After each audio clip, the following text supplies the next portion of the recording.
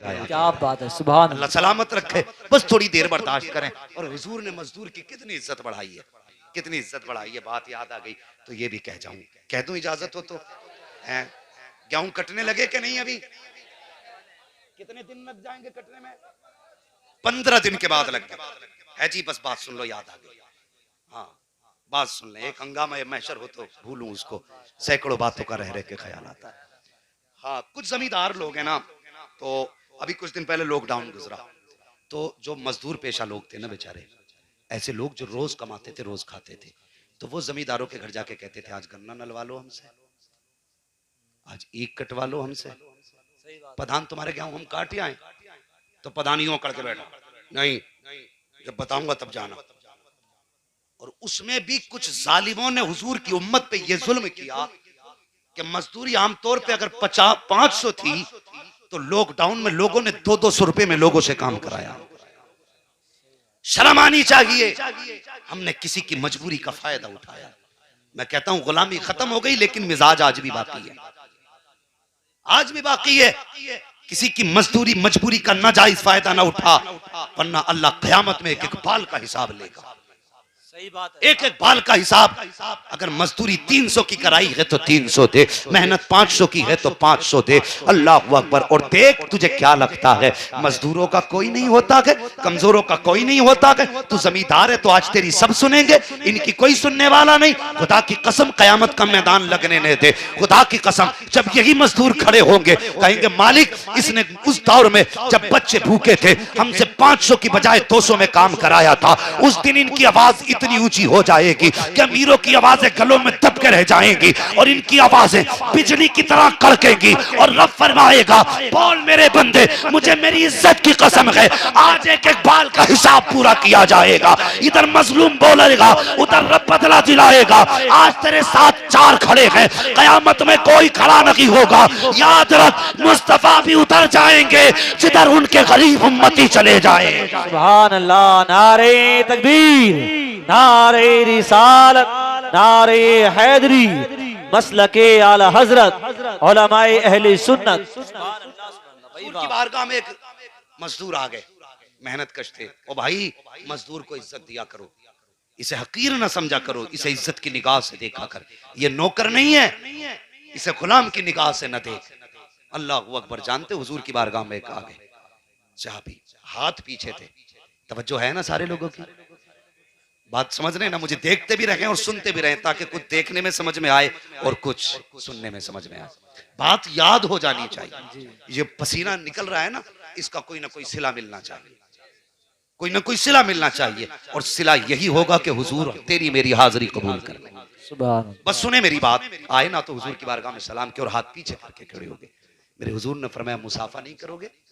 आंख में आंसू आ गए, रो के कहने लगे या रसूल अल्लाह मजदूर हूं ना, हाथ से ना मैं कुदाल चला के आया हूं, मेरे हाथ में ठेठे पड़ी हैं, आपके गुलाब जैसे हाथ, मेरे पत्थर जैसे हाथ। हुजूर डर है आपके हाथ में हाथ दूं कहीं आपके हाथों को तकलीफ ना हो जाए। मेरे हुजूर ने फरमाया जरा हाथ आगे तो कर। मजदूर थे ना, उन्होंने हाथ यूं आगे कर दिए। हुजूर ने उनके हाथों की ठेठे देखी, आंख में आंसू आ गए। फरमाने लगे मेरा जी चाहता है कि तेरे हाथों को चूम लूं। मजदूर को हकीर न समझना, इसे जलील मत समझना, इसे नीचा मत समझना। हुजूर कहते हैं मेरा जी चाहता है तेरे हाथों को चूम लूं। अल्लाह अकबर। गुलाम की चीख निकल गई। मेरे हुजूर ने दोनों हाथ अपने हाथों में थामे और कयामत तक आने वाली मजदूरों को ये पैगाम मोहब्बत हुजूर ने दिया था। फरमाते हैं अल कासिम हबीबुल्लाह, ओ लोगों जो मजदूरी करते हैं उन्हें हकीर ना समझना, बल्कि आका ने फरमाया अल कासिम हबीबुल्लाह, जो मेहनत करके खाते हैं वो खुदा के महबूब हुआ करते हैं। सुभान अल्लाह, सुभान अल्लाह। वाह वाह वाह, बहुत अच्छी। और आ रहा गेहूं कटाई का दौर, गेहूं कटाई का दौर आ रहा है। जमींदार सुने मेरी बात, हाथ नहीं उठवाऊंगा किसकी कितनी जमीन है, बस सुन ले मेरी बात। अंदाज़े बयां मेरा बहुत शौक नहीं है, शायद के उतर जाए तेरे दिल में मेरी बात। रमजान वो गेहूं कटाई का महीना आ रहा है, तो जब मजदूरी करने कोई जाए ना तेरे खेत में, तो ये मत कहना यार तेरी 4 ही तो पूली है, या 200 रुपए तो हैं, तू मांगने क्यों चला आया, 200 रुपये के लिए तूने मेरी बेइज्जती कर दी। ये कह के उसे ताना मत देना, तुम किसी के घर का हाल नहीं जानते। हक। वो भाई अगर घर के फाके ना होते ये तेरे खेत में मजदूरी करने नहीं आता। सही बात। अगर मजबूरी इसके कदमों से लिपटी ना होती तो ये तेरे दरवाजे पे खड़े होकर के पसीने के कतरे यूं ना डालता, ये भी पंखे के नीचे लेटा होता। कोई मजबूरी है जिसने लाके तपते धूप के नीचे बैठाया है, कोई तो इसकी मजबूरी रखी होगी जिसने इसे जंगल में लाके डाल दिया है। और उसे 200 का ताना दे करके टाल मत देना। ये भी सोचना कोई ऐसा भी घर होता है जिस घर के बच्चे इस उम्मीद पे बैठे रहते हैं शाम को अब्बा आएंगे तो खाना पेट भर के खाएंगे, और तूने अपनी बेइज्जती समझ के उसे ताना दे दिया। 200 रुपए मांगने चला आया और तेरे एक ताने ने तेरी इज्जत तो बचा ली। लेकिन जरा मुझे बता, ये बाप खाली हाथ बच्चों के सामने कैसे जाएगा, कैसे जाएगा? हुजूर फरमाते मजदूर की मजदूरी पसीना सूखने से पहले दे दो। इसलिए कि हुजूर हर दस्तरखान का हाल जानते हैं, हर घर का हाल जानते हैं। आला हजरत कहते हैं और कोई गैब क्या तुमसे निहा हो भला, जब ना खुदा की छुपा तुम पे करोड़ों दुरूद, जब ना खुदा की छुपा तुम पे करोड़ों दुरूद। एक बात ये हो गई। और जल्दी जल्दी से एक बात और बता दूं भाई, सैफ रजा साहब की ट्रेन भी है और बस वक्त होने लगा। मेरी एक बात और सुन लें, रमजान का महीना आ रहा है, आ रहा है नहीं? नहीं नहीं नहीं, बैठे रहिए आप। रमजान शरीफ का महीना आ रहा है कि नहीं? सुने एक बात, हम में से अक्सर लोग दुकानदार भी होंगे, ताजिर भी होंगे, काम वाले भी होंगे। बस बात सुन लें, ट्रेन हम खुद पकड़ लेंगे। हाँ, जरा आप कहते हैं सुभान अल्लाह। और कैमरे वालों भैया तुम्हारे आगे हाथ जोड़े, कहीं लगाया करो ना तो जरा मुंह से हटा के लगा लिया करो। ऐसा लगता है सामाईन ये नहीं है, ये है। और आज देखो कहीं किसी जलसे का भी कुछ दिन पहले फोटो आया, कल का दिन परसों का, तो उसमें कैमरे ही कैमरे, सुनने वाला कोई था ही नहीं। तो कैमरे वालों तुम खाली कुर्सियां तो दिखा देते हो, कभी हुजूर के आशिकों का मजमा भी तो दिखा दिया करो। सुभान अल्लाह। हाँ, कभी ये भी तो दिखाओ कि जलसों में ऐसे भी आशिक होते हैं कि जो आके बैठ जाते हैं जलसे के बाद जाया करते हैं। कभी इनके भी तो चेहरे दिखाया करो। ये भी बड़े चालाक हैं, ये भी वही फोटो लेते हैं जो किसी ने ना ली हो। बस सुने मेरी बात, अल्लाह तौफीक बख्शे अमल की सबको। सुने मेरी बात जो मैं कहने लगा हूं। मैं क्या अर्ज कर रहा था, रमजान शरीफ का महीना आ रहा है। शादी के मौके पर सब लोग कपड़े नहीं बनाते, बेटे के अकीके में सब लोग कपड़े नहीं बनाते, खुशी के मौके पर सिर्फ वो लोग कपड़े बनाते हैं जिनकी पोजीशन कपड़ा बनाने की होती है। ये कंफर्म है ना? इतना समझ गए बात? अरे बोलो यार, सर हिला रहे हो आज भी जी। शादी के मौके पे सब कपड़ा नहीं बनाते, लेकिन ईद के मौके पर अमीर, गरीब, मोहताज, यतीम, मिस्कीन, जो भी हो सकता है सब कपड़े बनाते हैं। ईद का ऐसा मौका है, अगर अल्लाह ने तुम्हें दुकान का मौका दिया है, तुम्हारी कपड़े की दुकान है, किसी भी चीज की हो सकती है, इफ्तारी के सामान की दुकान हो सकती है, सहरी के सामान की दुकान हो सकती है, ईद के कपड़े की दुकान हो सकती है, तो तुम्हारी दुकान पे कपड़े खरीदने वाले अमीर भी आएंगे, गरीब भी आएंगे। अगर कोई गरीब खड़े होके ये कह देना कि ये कपड़ा कितने का है, तो अगर वो महंगा हो ना तो उसे ये मत कहना ये तेरी औकात से ज्यादा है, ये साहब तुम्हारे बस की बात नहीं है लेना, ये जवाब मत देना। अगर तुमने ये जवाब दे दिया ना तो गरीब का दिल टूट जाएगा, और अगर उसका दिल टूटा तो सारे रोजों में तुमने वो सवाब नहीं कमाया जो उसके दिल तोड़ने पे अल्लाह तुम्हें गुनाह देगा। अल्लाह, ये जहन में बात रखना है, छोटी बात है लेकिन नतीजा बहुत बड़ा है इसका। कभी ये मत कहना ये तेरी पहुंच से बाहर है। सुन, पूरा महीना तो खरीदारी करेगा, फरोख्त करेगा, तेरे दरवाजे पे अमीर भी लेने आएंगे, गरीब भी लेने आएंगे। अगर कोई अमीर महंगा, गरीब कोई महंगा कपड़ा देख ले और तुझसे कहे ना ये कितने का, और तू उससे ये कहते ये 900 रुपए मीटर का है, अगर वो यूं छोड़ के हाथ पीछे हटाए तो समझ लेना दिल तो था इस कपड़े को खरीदने का, लेकिन जेब में पैसा नहीं है, जेब में पैसा नहीं है। अगर तुझे लगे ना ये कोई ऐसा शख्स है तो अपनी तरफ से एक जोड़ी कपड़े काटना, उसमें से थैली में डालना, कहना भाई मेरी तरफ से ईद का तोहफा मुस्तफा के नाम पे लेके चला। सुभान अल्लाह, सुभान। मैं जानता हूं अगर तुझे इसमें 100-200 का नुकसान भी होगा, मर के दे खुदा की कसम, इधर कम में कपड़ा बेच दे, मर के कयामत में आएगा मुस्तफा फरमाएंगे मेरे सीने से लग जा, तूने कम कीमत में मेरी उम्मत को उम्दा लिबास पहनाया था, आज मैं तुझे कम नेकियों के बदले में जन्नत का परवाना दे रहा हूं। तो ये नेकियों का महीना है, इन छोटी छोटी बातों का ख्याल रखना, रखेंगे इंशाअल्लाह। और जुल्म ना करना, लोग रमजान में ना इफ्तारी का सामान महंगा कर देते, कि खरीदना तो सभी को है, और हुजूर की उम्मत समझ के ना सस्ता कर लो, सस्ता कर लो। खुदा की कसम, रमजान का महीना पूरा होने से पहले अल्लाह तुम्हें जन्नती बना देगा, जन्नती बना देगा। ख्याल रखना है दिल का सबके, बोलो इंशाल्लाह। और जो दुकानदार नहीं है, खरीदो फरोख्त वाले नहीं, उनसे गुजारिश है, अगर पड़ोस में किसी दिन शहरी में धुआं ना उठे ना, तो एक बार दरवाजा बजा के देख लेना कि बता तेरे आंगन में कुछ पका है कि नहीं। अगर इफ्तार के वक्त उसके घर में चहल पहल ना हो तो समझ जाना गरीब के घर आज खजूर का भी इंतजाम नहीं। किलो 2 किलो लेके मुस्तफा के उम्मती के दरवाजे पे जाना, वो कहना यार मेरे हुजूर पड़ोसी को छोड़ के नहीं खाते थे, तो मैं उम्मती होकर के अपने पड़ोसी को छोड़ के कैसे खा सकता। करेंगे ये काम इंशाअल्लाह। ये रमजान का पैगाम है, और इस जलसे से ये सबक लेके जाना, हमें दूसरों के रोजे का ख्याल रखना है, दूसरे की खुशी का ख्याल रखना है, दूसरे की ईद का ख्याल रखना है। जहां अपने बच्चों के 5,000 के कपड़े खरीदो, 1,000 के किसी यतीम को कपड़े बना देना, किसी गरीब को कपड़े बना देना। खुदा की कसम, तुम 10,000 रुपए मीटर का कपड़ा पहनो, इतना दिल ठंडा नहीं होता जितना 200 रुपए मीटर का किसी यतीम को पहना के दिल ठंडा हो जाता है। तो नेक कामों की तरफ आगे बढ़े। मैं अर्ज कर रहा था, बेटियों को पर्दे की तलकीन करें, तरबियत याद है ना, याद है ना। आज के बाद किसी के दरवाजे पे बारात आए तो रेबिन नहीं कटेगा, बोलो इंशाअल्लाह। अगर रेबिन कटा तो मैं कुछ बोलूं ना बोलूं, ये उलमा देखे ना देखे। और तुमसे भी गुजारिश है, किसी के दरवाजे रोकने मत जाना, रोकने मत जाना। इसलिए कि अगर तेरा मेरा काम सिर्फ बताना है, उलमा से गुजारिश बताना है, अमल कराना नहीं। अमल अल्लाह की तौफीक से। ये बात अपनी जगह, गलत को देख के ताकत हो तो हाथ से रो, वो भी नहीं कर सकता तो जबान से रो, वो भी नहीं कर सकता तो कम से कम दिल से बुरा जान। ये ईमान का अदना हिस्सा, रोकें। लेकिन मैं पूछना चाहता हूँ, ये जो मैंने बात कही ना, रोकने मत जाना, सिर्फ आपके ज़मीर को बेदार करने के लिए। मुझे बताओ, क्या उलमा किसी और नबी का कलमा पढ़ते हैं, आप किसी और का कलमा पढ़ते हो, या सब एक ही नबी का कलमा पढ़ते हैं?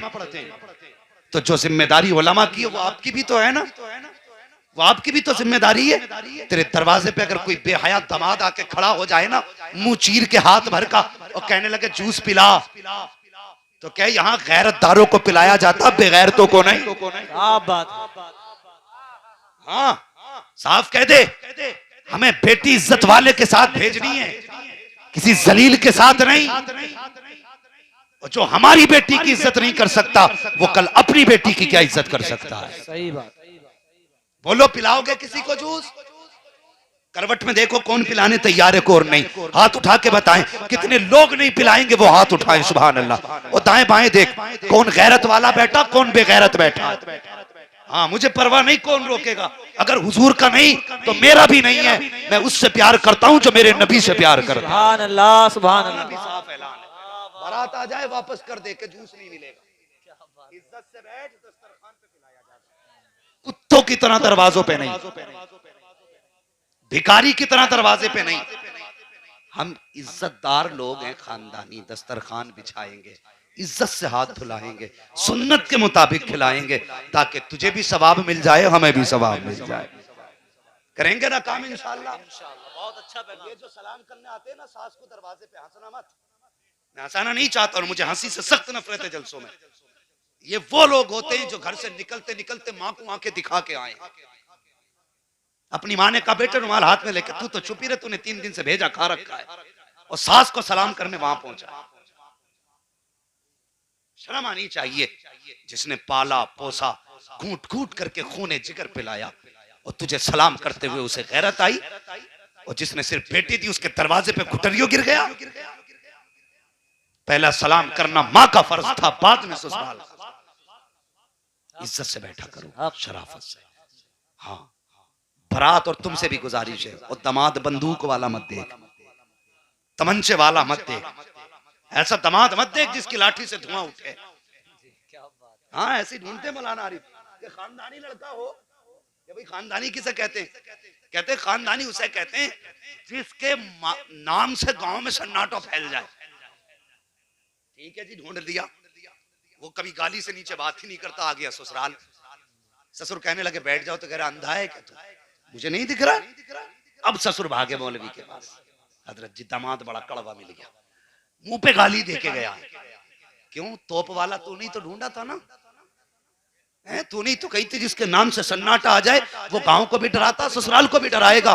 क्या ही अच्छा होता तू तोप वाला ना देखता, मुस्तफा पे दरूद वाला देख लेता, हुजूर का चाहने वाला देख लेता।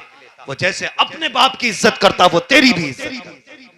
हाँ, और सुन, जो खुदा का नहीं हो सकता वो तेरी बेटी का भी नहीं हो सकता, ये भी सुन ले। बस कोशिश करें दामाद नेक ढूंढे, शरीफ ढूंढे, हाँ तोप वाला नहीं दरूद वाला ढूंढेंगे।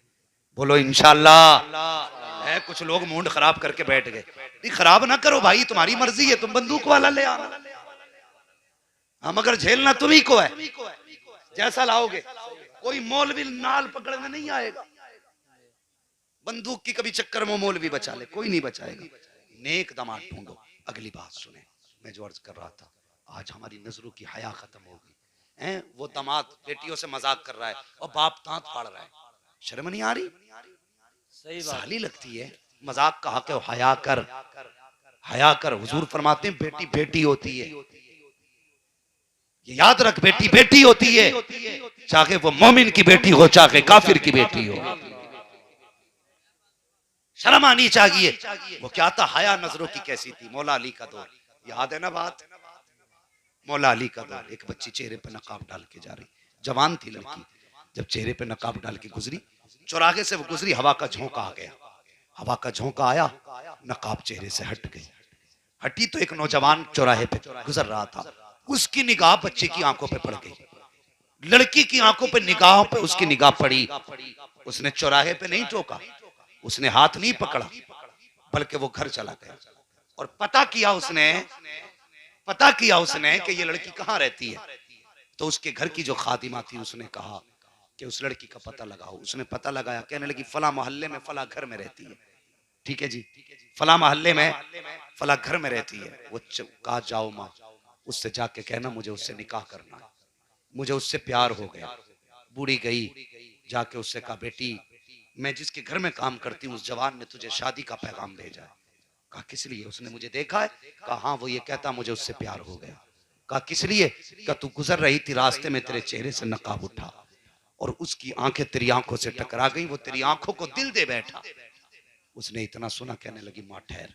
अंदर गई, चाकू लिया, तबाक लिया, अपनी दोनों आंखें निकाली, तबाक में रखी और बूढ़ी को लाके दी। कहने लगी माँ उस जवान को जाके दे देना, उसका दिल इन आंखों पे आया है और जो आंखें किसी मर्द के बहकने का सबब बन जाएं, मैं उन आंखों को अपने सर में रखूंगी तो कयामत में फातिमा को कौन सा चेहरा दिखाऊंगी।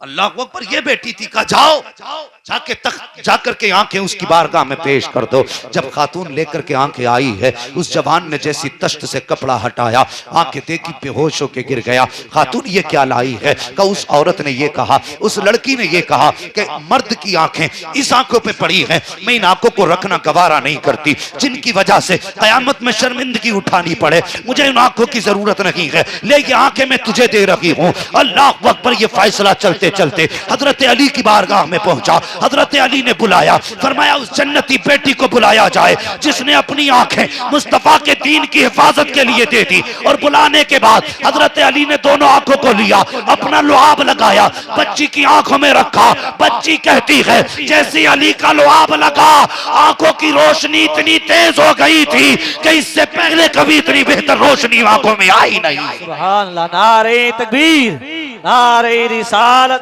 मसलके आला हजरत, इस्लाह मुआशरा कॉन्फ्रेंस, अल्लामा मुफ्ती हम्माद मुरादाबादी। फिर हजरत अली के कहने पर उस बच्ची का निकाह हजरत अली के मशवरे से उसी जवान के साथ कर दिया गया।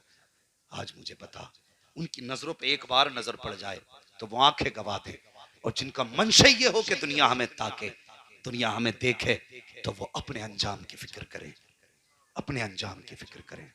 और जवानों, तुमसे गुजारिश है, आजकल पूरे हिंदुस्तान का माहौल ये है, आखिरी बात है बस बर्दाश्त कर ले, पूरे हिंदुस्तान का माहौल ये है कि शादी ब्याह में गैर मुस्लिम इतनी शराबें नहीं पी रहे जितने मुसलमान पी रहे। सही बात है, हक है, बड़ी तकलीफ की सही बात, बड़ी तकलीफ की बात। हमारा जवान शराब में डूब गया, और तेरी जवानी शराब के लिए नहीं थी, तेरी जवानी अय्याशी और नशे के लिए नहीं थी, तेरी जवानी तो इसलिए थी ताकि तू रातों में उठ के सजदे करे और अपने रब को आवाजें दे। तू एक बार या रहमान कहे, वो 70 बार या अब्दी कह के आवाज दे। और हमने क्या किया? हम शराब में डूब गए। हमें मरना नहीं है। तुम नहीं जानते शराब का गुनाह कितना बड़ा है और इसकी जो सजा अल्लाह ने मुकर्रर की है। कभी तुमने सोचा अगर शराबी मर गया और कब्र में पहुंचेगा, फरमाया इसको प्यास इतनी तेज लगेगी, इतनी तेज लगेगी, अल अतश कहते कहते उसकी जबान लटक के नाफ तक आएगी, पानी पानी पुकारेगा। फरमाया गया सुनो, जब ये पानी पानी पुकारेगा तो इसे जहन्नम का पानी नहीं दिया जाएगा, बल्कि जहन्नम के अंदर अल्लाह ने जो बिच्छू बनाए हैं जिनका कद ऊंटों के बराबर है, उनके डंकों का जहर निकाला जाएगा। और इतना खौलता जहर होगा कि जब वो प्याले में दिया जाएगा तो प्यास इतनी होगी शराबी की, इतनी प्यास होगी कि उस खौलते हुए जहर को भी मुंह के करीब लाएगा। जब वो जहर का प्याला मुंह के करीब आएगा, उसकी गर्मी से ऊपर का होठ सुकड़ करके माथे तक चला जाएगा, नीचे का लटक करके वो नाफ तक आ जाएगा। और प्यास इतनी होगी वो उस गर्मी को छोड़ देख करके प्याले को फेंकेगा नहीं, बल्कि मुंह से लगाएगा। और जब वो निकलेगा तो वो जहर हलक में अटक जाएगा। जब हलक के अंदर जहर जाएगा तो उसका भेजा दिमाग के अंदर खोल करके पिघलेगा, कानों के जरिए बहेगा और ऐसा बहेगा जैसे शीशा पिघल के बाहर आता है। और जवान अजाब से डर जा, खुदा के वास्ते मौत का वक्त मुकर्रर है। जब मौत आएगी तो मौका नहीं देगी, अमाल बिगाड़ के ना जा, कम से कम इतना तो कर जा। अगर शराब पीता है आज मुस्तफा के लिए तौबा कर ले, तौबा करके मरेगा। खुदा की कसम अगर प्यास लगेगी तो